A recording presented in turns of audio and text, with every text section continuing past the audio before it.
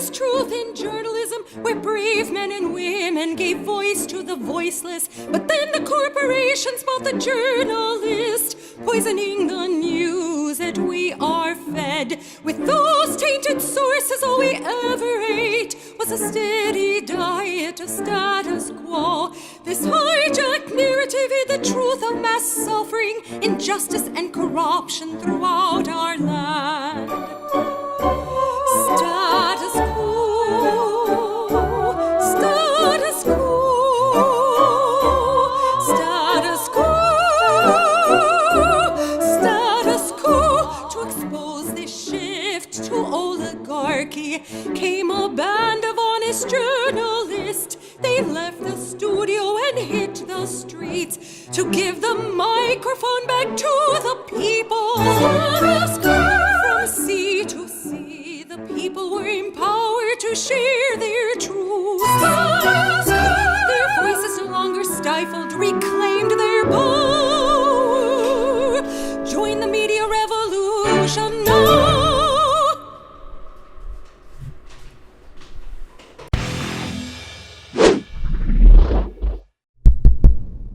Jordan Chariton with Jenn Dize. And this is the inaugural edition of the Status Coup podcast. I don't really know exactly what we're going to do here. We loosely have some topics to talk about. We'd like to make this a little different than the rest of the 20,000 podcasts out there. So it'll be an experiment. And we're going to do this at least once a week. One podcast for free. And then we're still figuring out the membership only portion. We might have specific segments for free, specific segments just for members, or full podcasts just for members. And I think that for members only, we're probably going to do what we always do, which is speak directly to the people and make those segments available for our members. You can become a Status Coup member for $5 a month, statuscoup.com/join. Which brings us to, obviously, we'll start with the coronavirus. I'd like to start with the very, very scary proposition. I don't know if you see this, Jen, that currently at almost 3 o'clock Eastern time on Tuesday, March 24th, Britney Spears is doing more for people affected by the coronavirus economically than our federal government. I have seen this. No, I'm not mocking Britney. Love her music. Know she's fallen on some tough times in recent years. Britney Spears is tweeted out, basically, she wants to help people. Send me your PayPal information and I'll send you money. And she's just doing this through direct message. So Britney Spears is now the UBI of our time because good for Britney. The Republican Party obviously works for Boeing, corporate America, Wall Street, fossil fuels, all of these terrible entities. And the Democratic Party basically works for them too, but just isn't as craven about it. So you basically have one party that's just transparently corrupt, but has hoodwinked America on the culture wars, and another party that is a weak opposition party that is also corrupt and counters the corrupt party by offering crumbs. No wonder, what are we now, 6 days from mortgages, rents, car payments, all of your monthly payments due, most Americans are SOL. Absolutely. I mean, good for Britney. It's great. People on the internet, on the interwebs, of course, are calling her Comrade Britney because she's, as you say, now the UBI for Americans, and it should be so much more from our actual government. I see one person sent out Queen of the Proletariat, Britney Spears is. Nice. Something that I find just like unbelievably striking about this, and honestly, I've told you this, so you could say, Jordan, tell the truth, but I've always told you this. I have no desire to run for political office, but I have been thinking. We'd all be in trouble then. I've been thinking in the last few days, if, frankly, I know some of our viewers won't like it, if Bernie isn't going to take the lead right now, when I say take the lead, I mean, I think he should be doing even more in terms of a leadership. The live streams are great, but I'm talking like calling out the Democratic Party right now, calling out the Republican Party, going, press conferences, the whole thing. If Nancy Pelosi isn't going to do it, obviously Joe Biden isn't doing it. He's still trying to figure out the lighting.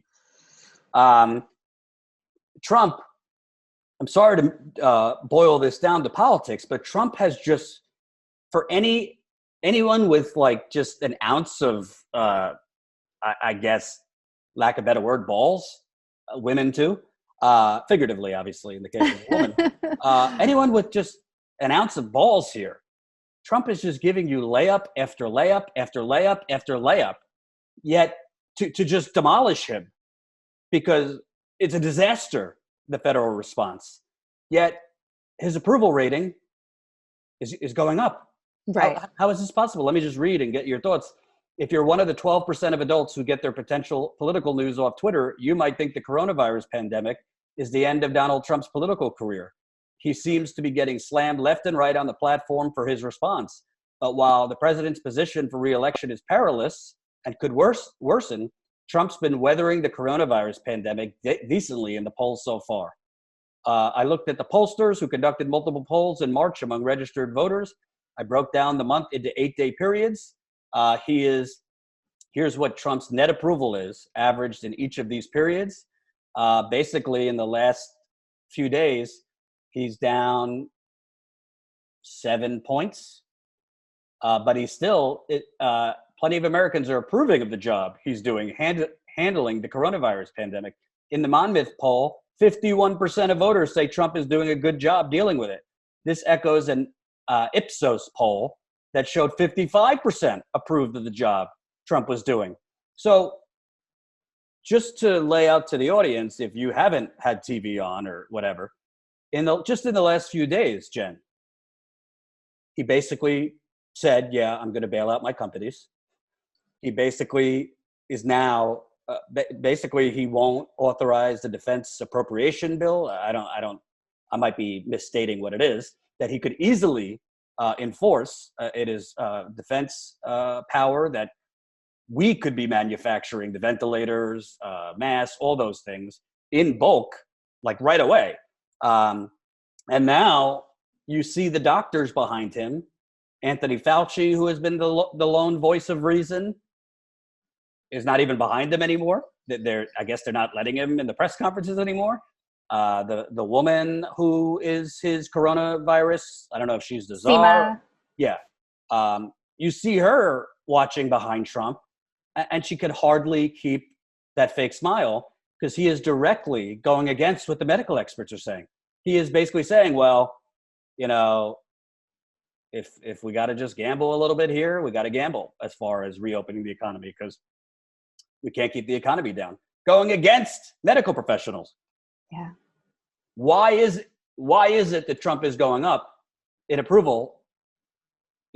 Basically because there's no leader calling him out for any of these in an effective way. Yeah, I think people right now are looking for leadership. Nobody knows what's happening. Nobody knows what will happen. And in a case like this, people want to turn to leaders. They want someone to tell them that it's going to all be okay. They want someone to tell them, oh, it's not really that big of a deal. And I think that is what Trump is providing. So we have him now saying that he wants to reopen things by Easter, which I believe is April 12th or so, and going against medical advice. That's probably why Tony Fauci is not out there anymore, is because he's going against what Trump is saying. Trump, when he gets out there and makes his statements, or when he tweets whatever he's tweeting, people look to that as leadership, even though it's not true leadership. Then we have the other faction, I guess, who's now looking to Cuomo for leadership, and he's providing what people see as kind of a vacuum of leadership in Trump. So we have these kind of two factions where it pretty much seems to be split kind of right down the middle. And something that's amazing, and by the way, Gallup just came out with a poll Trump's at 49%, which is the highest ever in his presidency. So honestly, wow. Just wow. and as we speak, the number one, number two hashtag on Twitter is Reopen America. So this basically is falling on partisan lines because even his supporters, who by the way are, I'm pretty sure some Republicans are getting coronavirus too. I don't think it bends around and avoids Republicans. His supporters are listening to him because frankly, there's no current Democratic leader. Now, Bernie is obviously doing a lot of good things, the live streams, but I'm talking about you need one figure to call them both out. The Republicans for their corruption, I mean, calling for a $500 million slush fund with no accountability. And let's be real, even with the quote unquote accountability that Nancy Pelosi is pushing, she's talking about having the inspector general oversee the $500 million mixed with 5 people from Congress. Okay. So the inspector general is going to oversee it. They're still going to divert it to Boeing and Exxon and all the usual suspects. And the inspector general is going to write a report about it. And then nothing will happen. And 5 lawmakers are going to oversee it. So what? They're not going to stop that. So there is nobody at this point. You kind of need like, I don't know who to compare it to, but you kind of need somebody who will just say, I'm not even going to, sit here and try and be diplomatic with the Democratic Party, which Bernie has been doing for several years. He does criticize the Democratic Party, but not scorched earth. But you need somebody who's hollering at, the moon, basically saying this should not be going on for 3 days. Because even when you make an agreement, it's not like you could just snap your finger and get the direct payments to people right away. It's going to take a little bit of time to get these direct payments to people. And unless they put a freeze on rent, mortgages, all these payments, people have all these requirements in 6 days. So the time is running out. And honestly, I wish Bernie, within health, obviously, and safety, would go out in front of his house, call for a press conference and say what Nancy Pelosi is doing is not acceptable. And what the Republicans are doing is even worse. This is what we need right away, and explain it. And I don't understand, Joe Biden, we could get into why, but his presentations have been so weak. Literally, where is somebody to just say that what President Trump, let me be clear, mark my words, what President Trump is advocating, reopening the economy, is going to end up having us restart this whole process. Only the next time we have to restart this whole process, it might be for a year. Because it's not like if you reopen, he's talking about reopening companies and having people without symptoms go into work. Literally, the doctors behind him are the ones saying you don't have to have symptoms. A lot of the patients don't have symptoms, and if they go out, they're going to transmit it to people. In a lot of cases, when you contract it, you don't feel the symptoms for 7 to 14 days. Italy, which has been worse than China, is after a month it's been of a complete lockdown, is just starting to have less cases. I think they went from 763 deaths 2 days ago down to 700 and now down to like 6 something. So that's after a month lockdown. We've been 10 days? I mean, it's just, Trump is offering a political layup to anyone who can communicate effectively, but more importantly has the will to do it. And for whatever reason, and I'm sure there's a lot of reasons, I think Bernie is choosing not to go that route. And I wonder why. I think you're right that Bernie has this perfect chance to get out there he's most likely not going to become the Democratic nominee unless something crazy happens.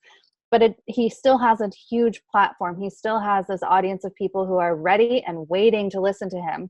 As I said, there's a vacuum in leadership right now, and Bernie could fill that for his supporters, for others, and act as de facto president in a way, and just get out there and inform people of what is happening and what needs to happen based on what experts are saying. And he's done roundtables. He's met with a lot of experts. He's put out these great live streams that people really appreciated, but he could be doing more. I agree with you. And when we say could be doing more, we're not talking about you know, do a live stream every day. We're not talking about the logistics. We're talking about the message. Yes, it's important for him to do live streams and for Congresswoman Tlaib and AOC and Ilhan Omar to be there and to be reiterating all that the CDC is saying and social distancing, and he has musical acts and guests. But right now is kind of the point where you would want him to be like, here's what the Republicans are proposing. It's absolutely obscene. And here is what the Democrats are offering, which might get people through a month, right? But here's what we need to be. And frankly, to call out both. I mean, I said that already, but I think the reason he's not is for the same reason that he has missed many opportunities on his campaign. I think he sees Donald Trump as the greater threat than the Democratic Party. And because of that, he doesn't want to go scorched earth on Nancy Pelosi, Chuck Schumer, whatever, because he doesn't want to risk helping Trump win re-election. But right. I actually think what he's not realizing is but this leadership vacuum, because Joe Biden isn't filling it. We'll get to that in a little bit. This leadership vacuum is helping Trump. It is helping Trump. I think even some Democrats are secretly looking to Trump and paying attention to what he's saying and taking some comfort in what he is saying, even if they would never admit it, because people seek that. I mean, psychologically right now, that is what is needed.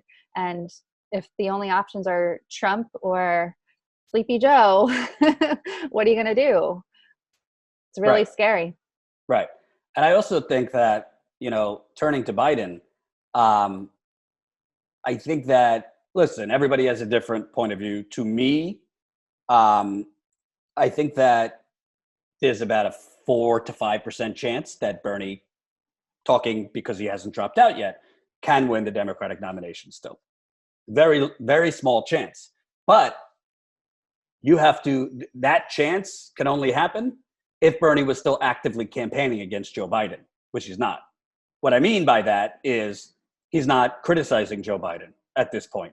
And there is much to criticize. I mean, I'll give you an example. We'll get to the cognitive failures, but Joe Biden today in his, I think he was on The View, or I don't know if it was today or yesterday, in that bizarre live stream, was it? He said, we're the strongest economy in the world. We will rebound from this, blah, blah, blah. And this is the cognitive dissonance of the neoliberal class. They actually think we are the strongest economy in the world. We're not the strongest economy in the world. We are the strongest oligarchy in the world. We are the strongest economy as far as, luxury goods and services for people who can afford it. But we're also one of the most unequal economies in the world. I think the last ranking World Income Inequality Index, we were at 3 or 4.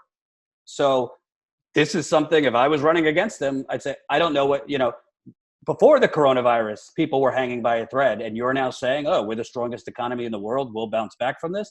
No, we won't. The people struggling right now will be struggling more unless they get a moratorium on rent, mortgages, car payments, student loans, all this.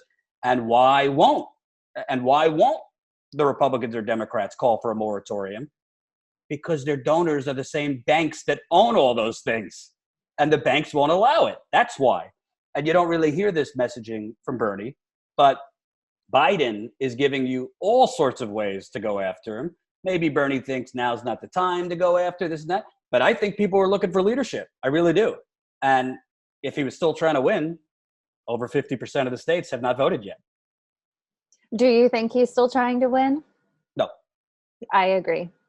I think it seems like he's not given up as far as being a voice for the people, but it seems like he's given up in the race. Now he's pivoted to raising money for coronavirus charities and things like that, which is great. And all of his live streams and things like that are related to coronavirus, which is great and wonderful. But it seems like the actual fight he's out in his mind. And I don't know why that is. As you say, he's not going up against Joe Biden. He's not calling out anything that Joe Biden says or does that's incorrect or wrong, or even on policy. And I think maybe I agree that it's not the time, but I also, it's just a feeling of doneness for him. I think it is the time. I mean, we're in a pandemic. Yesterday was the highest death count in America, 100 deaths. And political decisions are what are going to get us out of this. Obviously, health decisions are what's going to get us out of this, but the health professionals can't do what they need to do without the politicians providing the masks, the ventilators, the hospital beds, the staffing. So political decisions, political leadership, and political courage it's what is needed right now. And I think he's not doing it because, frankly, I think Bernie has made the calculation, like we talked about. Trump is such a grave threat that I'm just going to bite my tongue because I don't want to go down in history as like a Ralph Nader kind of, not in the way of like running as a third party candidate, but being blamed because they would blame Bernie if he went scorched earth. But the thing that I think Bernie doesn't understand, maybe he does understand it, but he just doesn't decide this. By you not doing this, you're allowing somebody very easily without really being challenged to go forward that is likely to lose to Donald Trump. If your main mission is to defeat Donald Trump, well, wouldn't you want to combat the person that clearly is going to lose to Donald Trump? And I say that because Bernie's not a dummy. He has too much integrity to ever say anything like this. During the Fox town hall, he, gracefully said, I'm not getting into Joe Biden's cognitive abilities. But listen, I'm not going to go the Kyle Kulinski route here and say he clearly has the D word, but Joe Biden is literally falling apart in front of our eyes.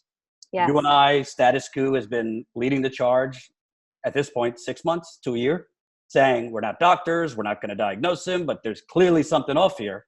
And his campaign is hiding him.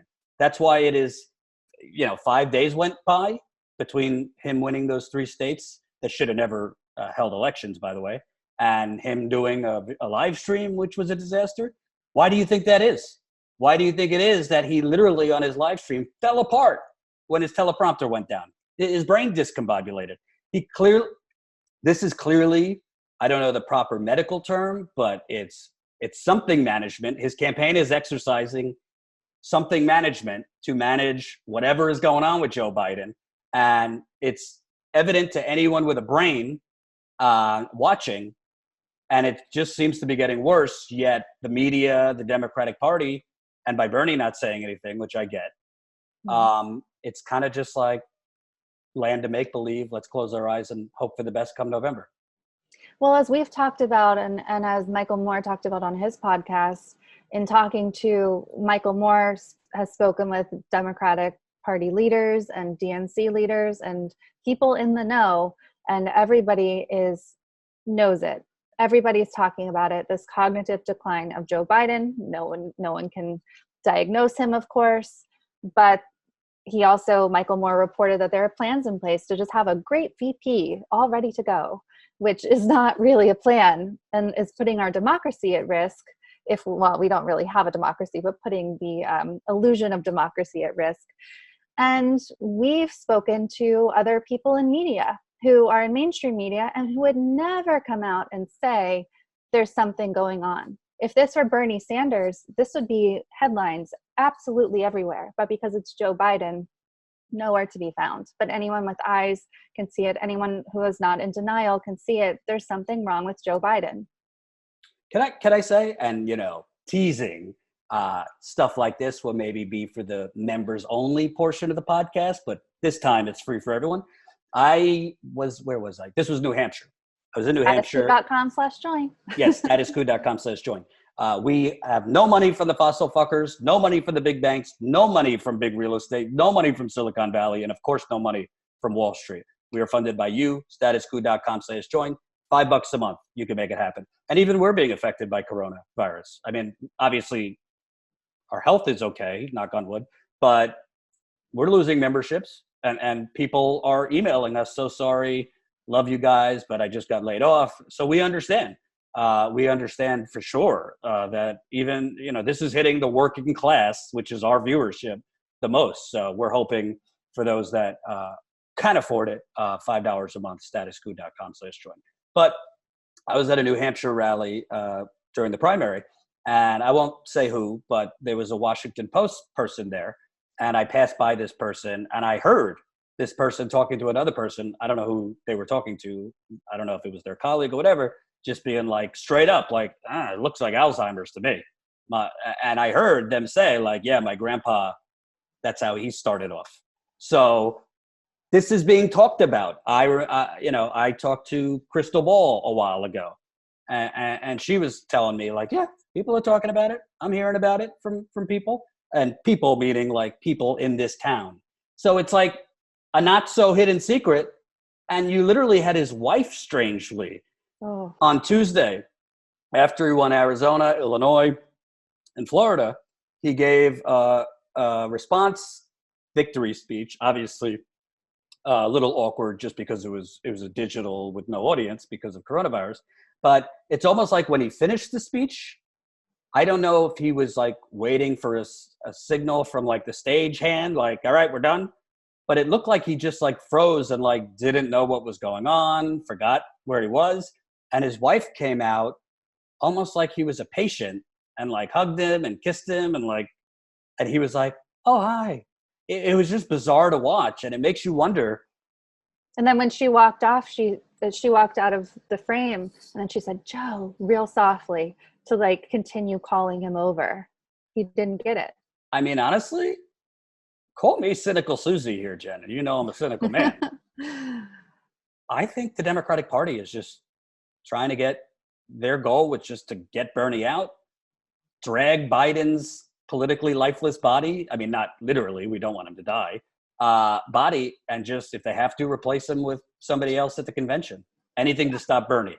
Anything to stop Bernie. I think that they do care about beating Trump only for their own interests, not for the interests of the people.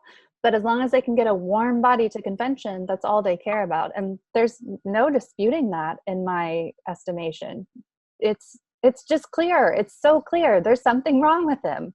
He's in decline.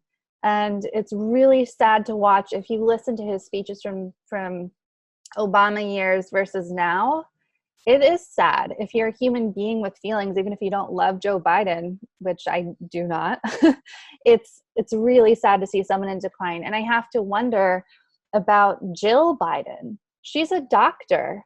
What is she doing? She's a doctor who loves her husband. Why would she allow this?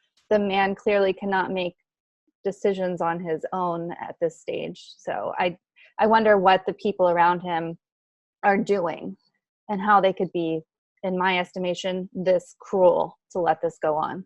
But I also think one of the real dangers here is, and I think this is part of why I'm a little like, what is Bernie doing? I mean, everything that I have criticized Bernie for not doing, like going nuclear on Joe Biden for his civil rights lies, all these things. I mean, the RNC and Trump already have all this lined up. I mean, they've probably got ads just waiting to go out. And they're also going to have ads just stitching together his stumbles, mumbling through the Declaration of Independence, confusing his wife and his sister. And the American people, majority of the American people are not political. The majority of the American people start tuning in like during the general election debates or during the primary right before their state's primary. And a lot of people, I mean, look at it. The United States, right? The United States had a surplus when Bill Clinton left office. Yeah, he got blowjobs and all that. But the U.S. had a surplus. The U.S. surplus of blowjobs. The economy was doing well on paper, obviously not for working people, but on paper, the economy was doing well. George W. Bush won. Why? Because people could connect to him, and Al Gore was a huge bore. Well, if Al Gore was a huge bore who couldn't inspire anyone, what's going to happen? By the way, you could say the same thing for John Kerry. I mean, my left toe had more charisma. Well, if Joe Biden can't get through speeches, if Joe Biden, if people in Michigan, Wisconsin, Pennsylvania, Ohio, Arizona, Florida, all they're going to see is ads about Joe Biden losing his mind, doesn't know where he is. I love children rubbing my hairy legs. I'm not making this up. He so weird. It's a nightmare. Did say it. He said it. It is a complete nightmare. And I honestly don't expect Bernie to go that route, attacking him based on cognitive stuff. I think that would backfire, but I don't know why Bernie is not saying for the 50% of the country that has not voted yet. Obviously, we care about all the country, but for the 50% of voting that has not 50% of the country that has not voted, this pandemic will end. But the gaping holes you're seeing, the fact that we don't have paid sick leave, the fact that we don't have Medicare for all, the fact that we don't even have money for research and development to prevent these pandemics. They say, oh, Trump got rid of Obama's pandemic office or whatever. Yes, that's true. But even if it was President Obama under this, they'd still be relying on corporate America to save us. The government, Bernie Sanders has an opportunity to say, the daily pandemic that we were already living in, where people had to go to work. I mean, did you see that video with that McDonald's worker that went viral that was talking about he was having stomach pains and I think diarrhea, but he's just went to work because he doesn't have any paid sick leave. I didn't see that. So it's just, I don't want to clobber Bernie because obviously he's done so much already. But I wish as a progressive just see this vacuum. Trump could be clobbered right now. And this is the one thing that Trump can't market his way out of and bullshit his way out of. You want to know why? You can't scream fake news to the numbers. You can't scream fake news that 100 people died today. And the virus is going to stop because Trump says like, yeah, we're going to go back to work. But you know what? He can. It's never going to be true, but he can scream that and his followers will follow him. Even if no matter what the numbers say, they'll believe him, I think. Maybe I have a little naivete left. I think it would be very hard, even for Donald Trump. Because you got to remember, the people that are dying are also, Louisiana right now, hardly a progressive bastion, Trump land. Louisiana, other than New York City, has the highest amount of cases. So, he could say it, but, it's affecting his voters too. So I don't think. It is. Yeah, I don't know. I see on conspiracy message boards and things like that people's Trump voters. You frequent conspiracy messages? I do. I find them fascinating. I find them psychologically just the most fascinating thing. So that's what I do in my downtime is read conspiracy message boards. We'll do a whole podcast on JFK. Yay! That would make me so happy. My bookshelves are full of JFK not conspiracy, but facts. JFK facts. Anyway, I think, a lot of these people are saying that coronavirus isn't even real or that it's being overblown by the fake news media, that the numbers are fake, that they just want a government control, government takedown. Trump has primed these people to believe that the media, and we are no proponent of mainstream media, they are propaganda machines. But Trump has primed his followers to such a degree that they believe absolutely nothing that comes out of mainstream media's mouths.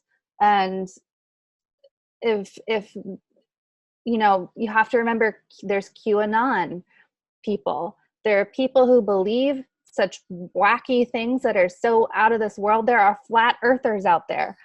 These are, for the most part, Trump supporting people. I'm not saying all Trump supporters are like this. I'm saying that Trump has really primed them to disbelieve facts and truth. And as long as there are people out there saying, oh, coronavirus is a hoax, coronavirus response is a hoax, that's probably why that hashtag you said was trending earlier. What was it? End the shutdown or something like that. Whatever it was, is trending because people also want it to be false. Psychologically, people want this to not be as bad as the experts are saying it is. They want it to be over. They want it to be okay to go out by April 12th, like Trump is saying. So I really don't have much faith that if Trump says the numbers are fake, or if Trump says don't listen to the media, or if Trump says whatever he decides to tweet at 3 a.m. on the toilet, that people won't believe it. I think they will. A lot of people will. Do you have behind the scenes information that Trump's preferred tweeting place is the toilet?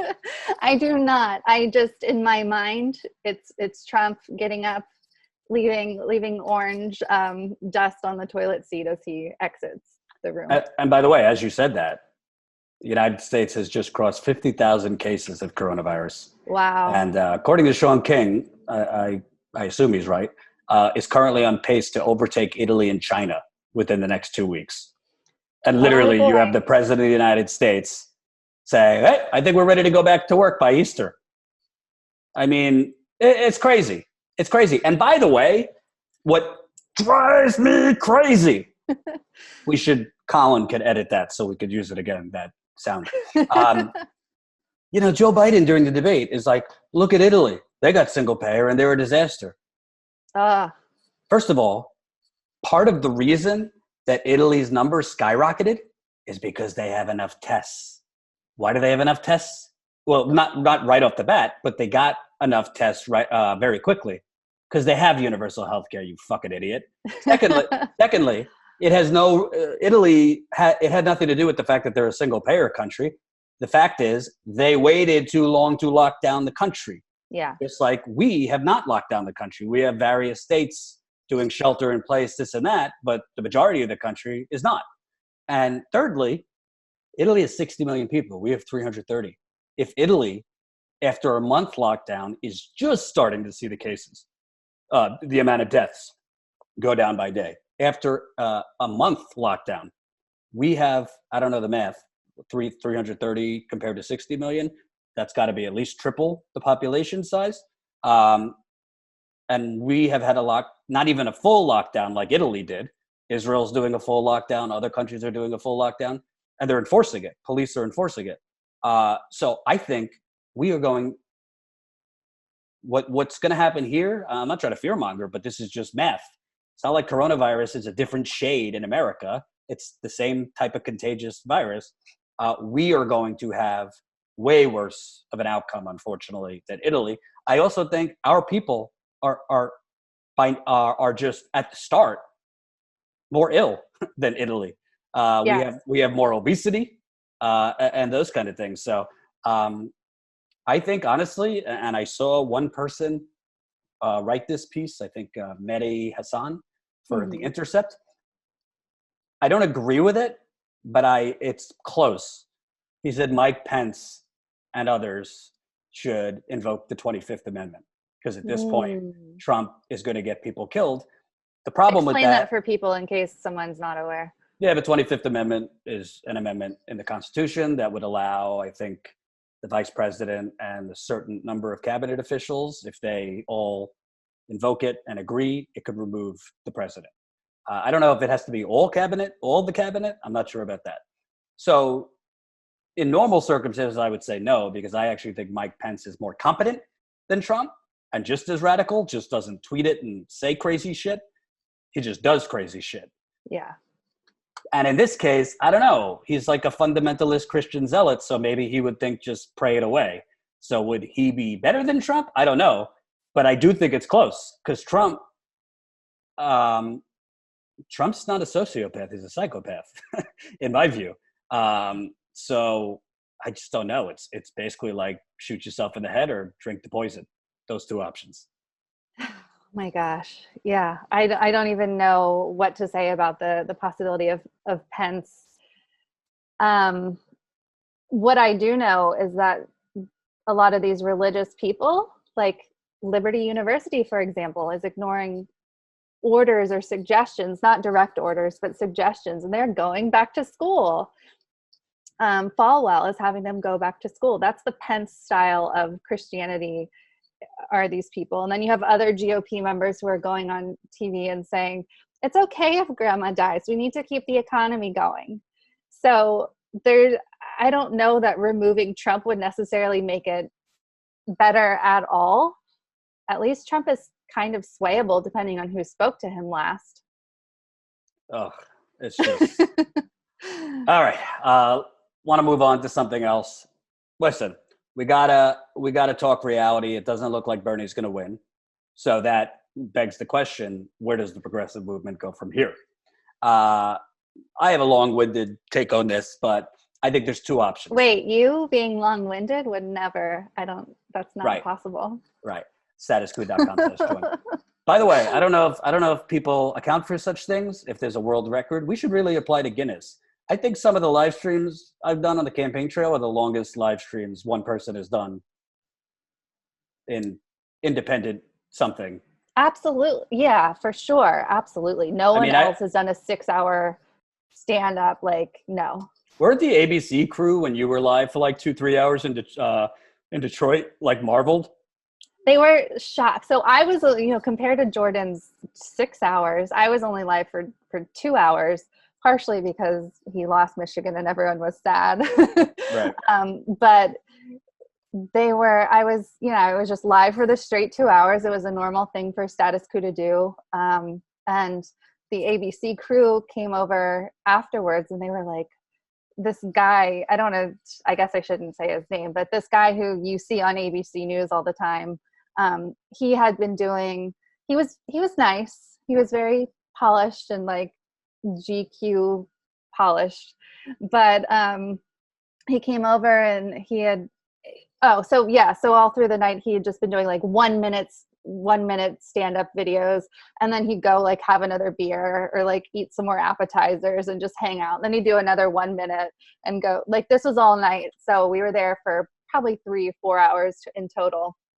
So he came over afterwards and he was like, oh my gosh, you were live, you must have been live for a couple hours there. And he said, how do you do it, and this guy is extremely experienced in this world. It's just that they've never seen anything like it because they don't do anything like it. Right. And they don't interview like real people. So it's basically. No, he didn't. No, it was just his things were just him speaking. No interviews of the people at all. Right. So progressive movement from here, I think there's two options. There's three. So there's the Dem exit crowd. There's the Dem takeover crowd. I would put there's two schools of thought in the Dem enter, but take it over. So you got Dem exit over there and then Dem takeover, but there's two schools of thought. The first school of thought, I think, is AOC's school of thought, which is a little bit more pragmatism, building coalitions, courting. Like she said, if Elizabeth Warren doesn't want to endorse Bernie, my instinct is not to attack her, it's to figure out why and, try and change their minds, something like that. And the Washington Post wrote up something like, Alexandria Ocasio-Cortez, they call her a radical, she's actually a pragmatist. And she's more about building coalitions, courting the establishment, not selling out to the establishment, but, moving more of them over. And then there's the third school of thought, which is still taking over the Democratic Party, but a hostile takeover, which, frankly, Bernie Sanders just didn't do. Of course, he said, we're taking on the establishment, but, he did the Unity tour with Tom Perez, co-sponsored legislation with Chuck Schumer. I think, signed the agreement that right off the bat, I'll endorse the Democratic candidate if it's not me. And generally, he did not go after Joe Biden, period. Went after him on record feebly, didn't go for the jugular ever. So what school of thought do you think needs to happen going forward, assuming Donald Trump is reelected? But even if he's not, if it's Joe Biden, progressive movement either way is still going to be growing and active. I don't think we're going back to sleep like we did under Obama. Yeah, so I think I probably most closely fall under the AOC school of thought, except I think she's really naive to think that she can just ask Elizabeth Warren, well, what went wrong? And that Elizabeth Warren will come on over. I think that's naive because there are politics at play here. So what I think is most pragmatic and most important to do to grow, it's not about Elizabeth Warren, it's about growing the progressive base and growing progressive enthusiasm. Like it or not, we progressives underperformed. Not as many people came out to vote as we thought. Young people did turn out in higher numbers, but not as many as needed to. And I think we need to figure out and do some real soul searching as to what went wrong this time around. We need to figure out how to get more people on over to our side, including politicians. So that's kind of where I fall. Is I'm I exited in 2016. I was just done. I was fed up. I wanted to, not literally, but I wanted to burn the party down and just start over and just be real, just take it on over. But, well, not take it over, because I exited. I went to the Green Party. It's like, okay, we have to give them strength. We have to build this. But now I'm of a different mindset, because I think unless something radical changes, we are a two-party system. And Bernie Sanders ran as a Democrat for a reason. He's not running as an independent for a reason. And I know, Jordan, you have thoughts about him running as an independent, but he's not going to. So I think that the only thing we can do is figure out where we went wrong, realize that we have not lost.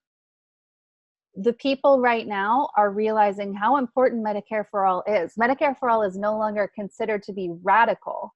Medicare for All now is becoming more mainstream. And that's because of Bernie. And not just because of Bernie, but because of all of the progressives out there who have made it not seem crazy, who have made it seem necessary, who have shown, partially because of Bernie, but partially because of the power of the movement, that Medicare for All is achievable, that every other country like us does it. And it's just us who does not yet. So we have made major, major wins, and that's important, but we really need to figure out our faults and do better next time. I think there's a lot of validity in what you said. To me, I think the most effective thing to do is a hostile takeover of the Democratic Party. Exciting. I wouldn't want to borrow any of the actual principles of the Tea Party, because obviously it was based on racism. They don't really care about debt, because the same people that came in as Tea Partiers are the same people that signed up for Donald Trump's tax cuts and the wars and all that. So they didn't really care about debt or any of that shit. But the bottom line is, it's fine to move the Overton window, but it doesn't matter if you move the Overton window if people are still voting against their own interests. We've moved the Overton window as much as people in these states that are voting for Joe Biden are also saying we favor Medicare for all. So yes, we're moving the window to where things that were previously radical that are mainstream, but they're not voting for the politicians who will actually try to implement them. And how do you get those people until they die off, frankly, the boomers? Not all the boomers. A lot of our viewers are boomers who are progressive and with it. But by the data, unfortunately, your fellow boomers are not with it. How do you get those boomers to vote for the Bernie Sanders, or in the future, if it's AOC, Nina Turner, Ro Khanna, whomever it is? A lot of these older voters that voted for Joe Biden, frankly, were swayable. They were swayable, but there wasn't a progressive to basically make the case beyond just the policy against the establishment. For example, perfect example, you did it in Flint. I should have done it in South Carolina, but I just didn't have the chance. I would say maybe 1%, 2% of Black people knew about Joe Biden's lies about civil rights. People don't like that. Even older African Americans who tend to vote more conservatively, if they feel they're being lied to, right? If they feel that somebody is, he had to drop out from plagiarism in the 1980s. John Kerry got swift voted. Those were mostly lies. But if you make a case against somebody, not just for certain policies, but you make the case, the emperor has no claws. This person is a fraud. This person is a liar. But you need progressives that are willing to do that. You need progressives that are willing to name names.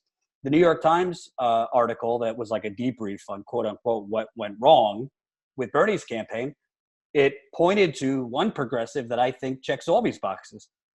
Nina Turner was pleading with Bernie Sanders to take off the gloves. So was David Sirota. So was his pollster.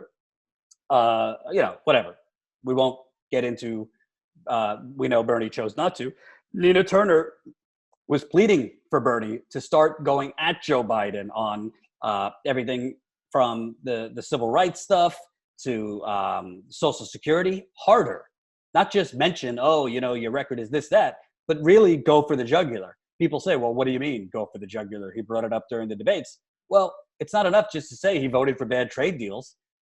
I would have, if I was in Michigan, brought people on stage that now work 3 jobs. Former GM people that are now driving Uber in addition to their full-time job. If I'm in South Carolina, I would have said, I voted for the crime bill. If I'm Bernie Sanders, I voted for the crime bill and it was a mistake. Joe Biden will still not say it was a mistake, and he wrote the damn thing. Joe Biden will still not. In 2016, Joe Biden said, no, I don't have any regrets. Let me bring up these family members whose sons are in jail for nonviolent crime, this and that. It was all there for the taking. I'm not saying Joe Biden would have necessarily lost South Carolina, but Bernie wouldn't have lost by 30 points if he would have actually competed on these issues. But according to the New York Times, other places, Bernie and Jane, because Jane, they make a lot of the decisions together, they didn't want to go negative on Joe Biden. Well, if the candidate is fundamentally from the beginning, and not just on the federal level, I'm talking the primaries, congressional, Senate, whatever, if you're not willing to just go scorched earth, then in a lot of cases, you're not going to win. And why does scorched earth resonate? Because again, most people are working multiple jobs, taking care of their kids. Most people, it's easy to complain like, people deserve the leaders they vote for. But most people don't have the time to scour the information to find out that, oh, Biden, yeah, he didn't get arrested in South Africa. Oh, Biden, yeah, a lot of people might not even know he wrote the crime bill. They might not even know what it is. So I think we need progressive movement that is going to aggressively go, yes, you got to go after Republicans, but what is allowing Republicans to keep winning? A weak, corrupt Democratic Party. And I think there's only a few leaders out there that are willing to just go scorched earth. To me, Nina Turner is one of them. To AOC, sometimes she is, sometimes she's not. There are fighters out there on the local congressional level that have lost, some have won. But we need a lot more progressives that are going to kind of be like the Tea Party and take no prisoners and say, no, we're not going to vote for the Democratic candidate. In this case, I understand those who will, because Trump's a unique threat. But we're going to, and hey, if we need to organize a yellow vest movement, then that's what we're going to do. Because I think we're getting to that point here. So that needs to, because for the bottom line is, we could have all the organizing in the world. We could have the best ground game in the world.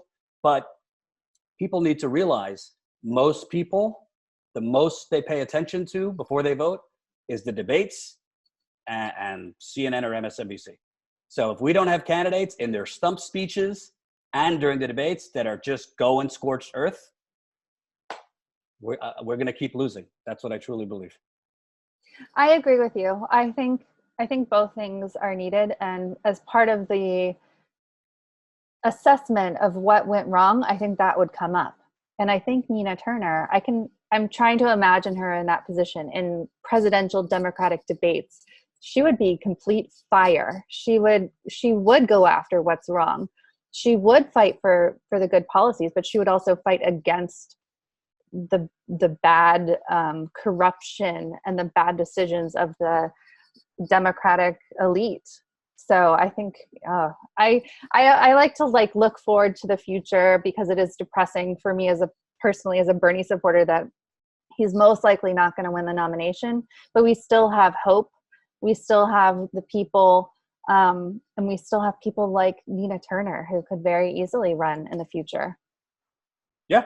And honestly, I think, listen, it wasn't an easy election. I'm not saying Bernie, if he would have done everything I'm talking about, would have won. But I will say this. I think that when it was one-on-one, Biden versus Bernie, particularly the last debate, he clearly made a choice to only go up to a certain line. Yeah. Right? He was like, wait, you didn't say this on the Senate floor? Well, if you just ask him like that, Bernie, do you not think they're just bold-faced liars? Biden, of course, lied. And the media didn't say anything. If I'm Bernie, I'm sure his campaign prepped him with it, because I know in 2016 they prepped him with some knockout punches against Hillary. He just chose not to take them. You say, oh, well, on this date, you said this. On this date, you said this. On this date, you said this. Oh, by the way, this wasn't just 20 years ago. In 2012 and 2013, as President Obama's lead negotiator, you were putting cuts to Social Security on the table as part of a grand bargain, were you not? So people didn't hear these things. And what you see is what you get. Of course, it's not only a failure on Bernie's part. Listen, I did this in my live stream on Sunday. Joe Biden, within 3 days, got $100 million of free advertising from the media. Advertising consultants totaled the amount of free positive coverage he got after South Carolina before Super Tuesday. You had all the dominoes falling: Amy, Pete, Beto, frankly, Warren, as spineless as she is. Basically, by her choosing not to endorse Bernie, it was a de facto endorsement of Biden, right? So that's a hard thing to compete with. But I think there were mistakes before then. And to me, for the progressive movement to go forward, you might view the Republican Party as a greater threat. You gotta verbally and tactically treat the Democratic Party as more of a threat. Because I think a lot of older voters that right now are the reason the Joe Bidens of the world are winning the primaries, are the reason the Hillary Clintons of the world are winning the primaries. How do I say this nicely? I think if you make them feel a little uncomfortable with how they're voting, if you really put it in their face at like, this is the people you're supporting still are depriving, if they see the amount of suffering and pain out there, I think you might have more people, tending to go towards the progressive side. Because this whole notion on Twitter, and AOC, if we just talked to Elizabeth Warren, if Bernie would have just courted the Democratic establishment more, they might have gone their way. No, because that would imply that those politicians are making the decisions on their own. They do what their donors will allow them to do. So, lastly, on this Fire podcast, I want to talk about something that isn't getting much attention: water shutoffs, which have been happening in Flint, in Detroit, in other predominantly African-American communities. It's gotten a short-term reprieve because activists basically shamed governors like Michigan Governor Gretchen Whitmer. You obviously need water to wash your hands during the coronavirus. And the Detroit mayor, Mike Dugan, a Democrat, held a big fundraiser for Joe Biden recently.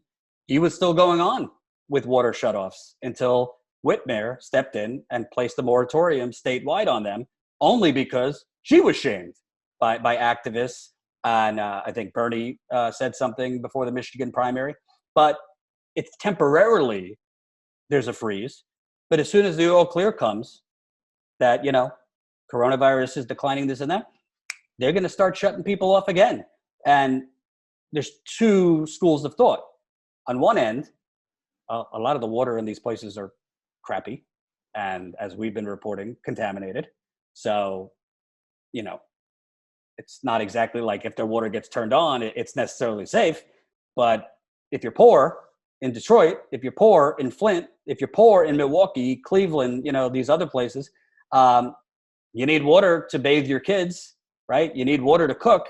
And I think it's just, along with the fact that we don't have paid sick leave, no universal health care, none of these safeguards.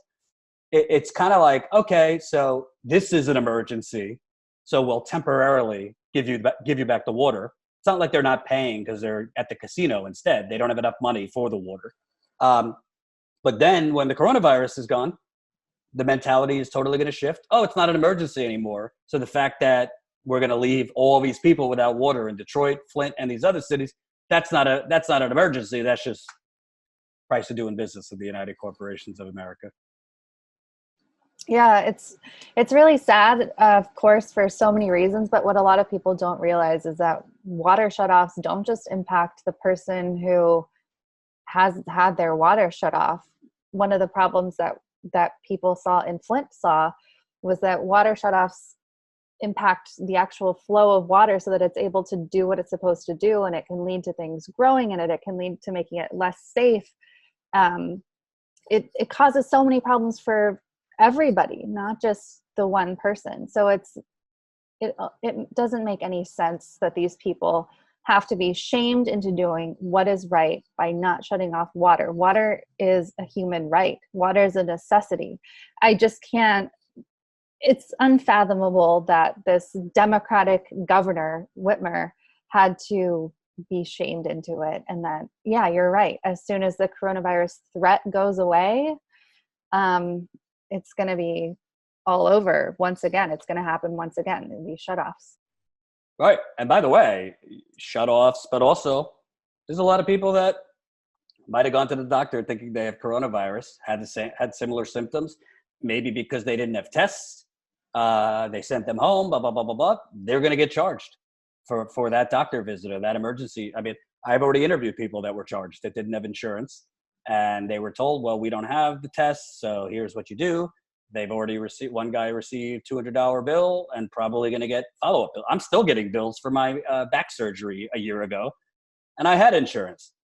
So it goes to the point, and this is where I wish Bernie was drawing this point a little bit stronger. These holes that they're talking about temporarily filling, the no paid sick leave, no Medicare for all, what do parents do with no child care?